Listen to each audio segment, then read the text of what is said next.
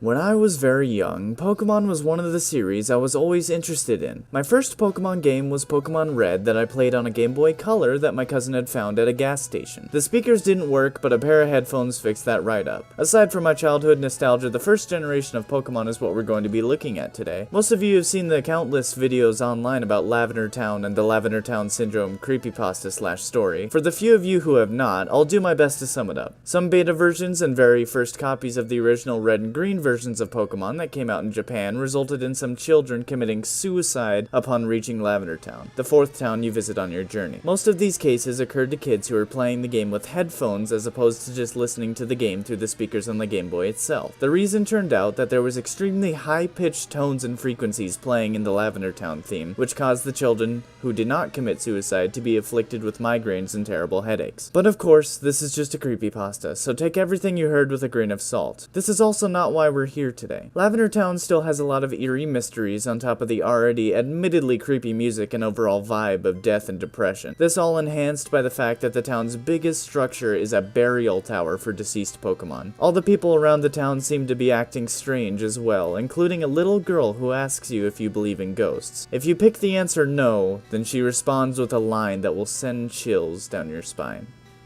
Do you believe in ghosts? I guess not. That white hand on your shoulder? It's not real. This specific line of dialogue ties into another creepypasta called the Buried Alive model. To sum it up, there was a part of code in the game before release called the Berryman script that was dug up many years later. This came with a new battle acting as the boss of the Pokemon Tower as opposed to the original Marowak ghost plot. When the player reaches the top of the tower, they would be greeted with a set of tombstones and no Team Rocket anywhere to be found. When interacting with the tombstone, the dialogue box would appear and say, "You're here. I'm lonely. So very lonely. Won't you join me?"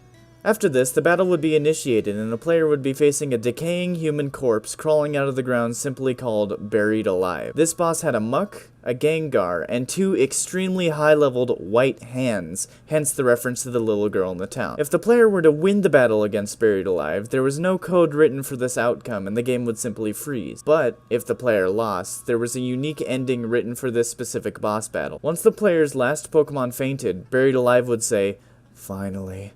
Fresh meat."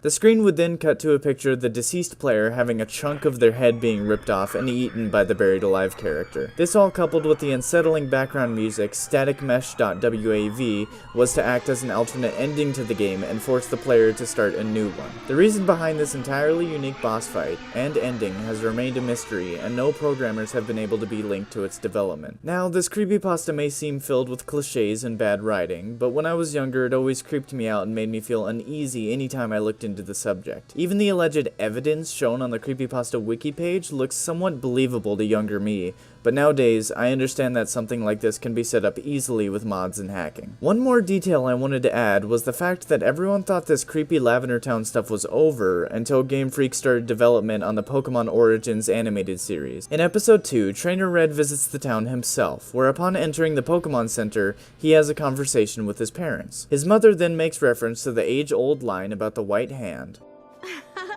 Maybe not. I guess that white hand that's resting on your shoulder isn't real then either, huh? Huh? What? Oh, come on. Stop kidding me like that, kid. This, along with the added transparent outline of an actual white hand on Red's shoulder before she says the line, brings back some eerie and chilling nostalgia for all of us Gen 1 players. So, what are your thoughts on Buried Alive, Lavender Town Syndrome, and Lavender Town as a whole? I'd love to discuss with you guys down in the comments section. Thank you all so much for watching, and I'll see you guys in the next video. Goodbye!